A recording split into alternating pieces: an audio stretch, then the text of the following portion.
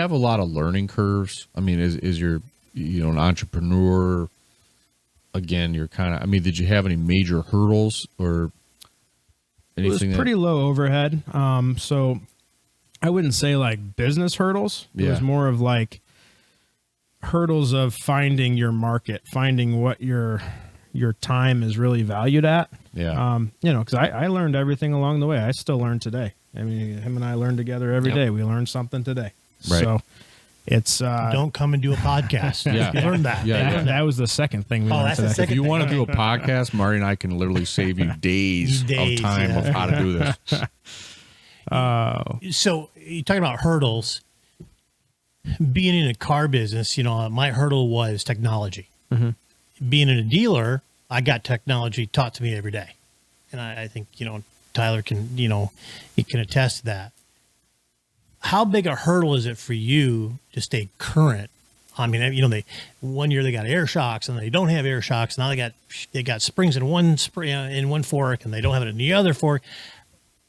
I don't want you to give me your secrets of how you stay, current, but how hard is that to stay current on as this stuff is developing? I mean, I'm sure Honda and those guys aren't out there going, "Hey, man, here's our new setup and here's what we can do." Right. So Honda doesn't know who I am. So. Yeah. Well, they probably do. They don't text you. They probably do know who he is. Suspension coming out. He's on the list. We haven't texted lately. Yeah. Suzuki every now and then, but they're I'm just kidding. They need help. Yeah. So how do you keep current? So, I mean, I would say coming into it, like 2009, there was there was really three things you worked on. There was a KYB Triple S fork, which is still current today. There was a KYB cartridge fork, which is, I mean, it's still current on some things. And then there was a Showa twin chamber back then. So there was three sets of suspension you needed to know. So I would say, it probably was a year in and I had a pretty good grasp on that stuff. Just because I knew a little bit coming into it and I learned a lot. When you're only doing three different things, think about a mechanic working on an engine. All you work on is a YZ250, a CR250, and an RM250. It's all you work on all day long. And it's not that hard to pick up the little pieces of maybe the flaws you find inside those motors because you're opening the same motor every time. That's basically what I had to work with back then. So they're all the same. They're set up the same. How do you figure out what you're going to do better than the factory? So they're not set up the same. They're all a little different, but it's the same components. You're dealing with the same bodies, mostly the same pistons. Sometimes they're a little different, but the shim stacks are always altered to the size of bike or the weight of rider that Honda wanted the bike to fit. So you learn a lot over the years of really, of what a bike was supposed to be set up for out of the box. If a bike was set up for 160 out of the box, and then if that's a CR250, and then you open a CRF450, and you can see the valving difference between the two bikes, you understand what they're trying to accomplish. Like I said, it's more of a repetition thing. Back then, I had three types of suspension to learn.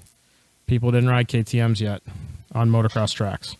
So I literally had 2 to 3 types of suspension to figure out, and it was repetition. If you do something long enough and keep working at it, you figure it out.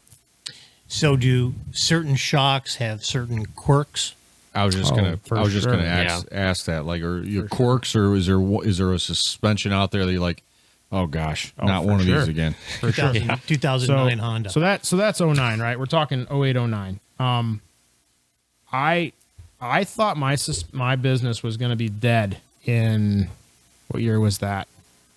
2013. So I had a pretty good few years, 9, 10, 11, 12, 4 good years. So 4 good years in my parents' garage, literally built this brand out of my parents' garage. I move in 13, Honda comes out with an air fork. And I said, this is the end of it. I said, nobody's going to need me anymore because they can put air in their fork and make it stiffer. Why do they need me? They don't need anybody to change shim stacks and swap springs. They have an air pump for that now.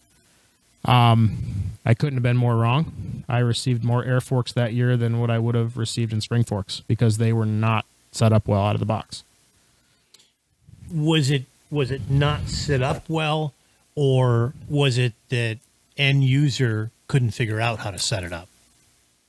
The first year, it was the issue. The major issue in 13 was that they under damped it.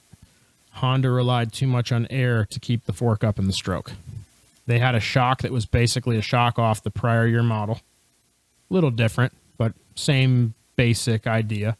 And they put a fork on that was, Honda thought that they could use the air to keep the fork up in the stroke, and it didn't work. There was a few issues that is still the best air fork built. You can put a 13 Honda. It's a KYB. What is that one? PSF1. Yeah, PSF1. The PSF1 air fork on a current bike, and they're still running them at the factory level. I'll put it to you that way.